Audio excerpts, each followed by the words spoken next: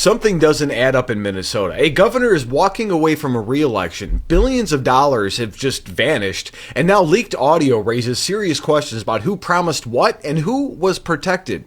For years, Minnesotans were told everything was under control, and now federal investigators are digging through records, and the timing of Tim Walz's exit suddenly looks very different. So what was this really about? Or is it about getting out before accountability arrived? I think it's more so that. Because once you hear what's on those tapes, this story is going to change fast. My name is Tom. I'm with the Daily Beltway, and I'm also a White House correspondent for the Next News Network. And this story matters because it explains why Minnesota Governor Tim Walz abruptly chose not to run again while one of the largest fraud scandals in state history continues to unfold. It's probably national history too. But don't forget, guys, we're a growing channel. Every like, comment, share, and subscription helps us reach more Americans who want real accountability. Also, sharing this report matters because too many people still don't know how deep this goes. I want you guys to check this out. We've got a clip of Caroline Levitt and some other Fox News stuff. It's incredible. I think he's got a real problem because he might have been the first shoe to fall, but there's more coming.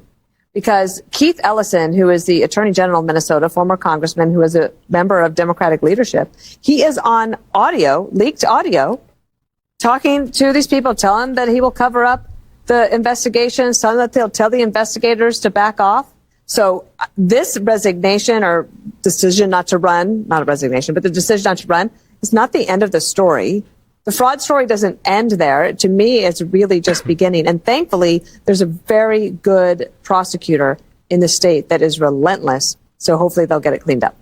This is a all hands on deck across the entire government effort.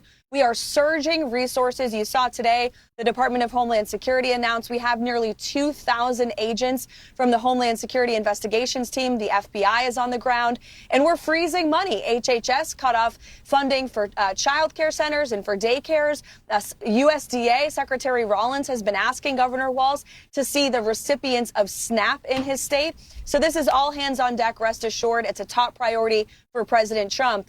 And he believes that Governor Walz is criminally liable. And I think the Department of Justice is going to find out. Yeah, it's pretty crazy what's happening over there. So we've got a whole audio clip that came out in April. He pretty much stated that, hey, whatever you guys are doing, I'm not caring about my reelection. I'm going to help take care of this. And if you guys have a problem, let me know who's calling you about the problem. And my office will call in and just take care of it for you. And then those same people were giving tons of money to Ellison, which is the state's attorney general, and to Governor Tim Walz, along with other people. So that audio is now fueling renewed scrutiny over whether enforcement decisions were influenced by politics instead of law, which they clearly were. And this comes after years of warnings. Auditors and whistleblowers raised concerns as early as 2019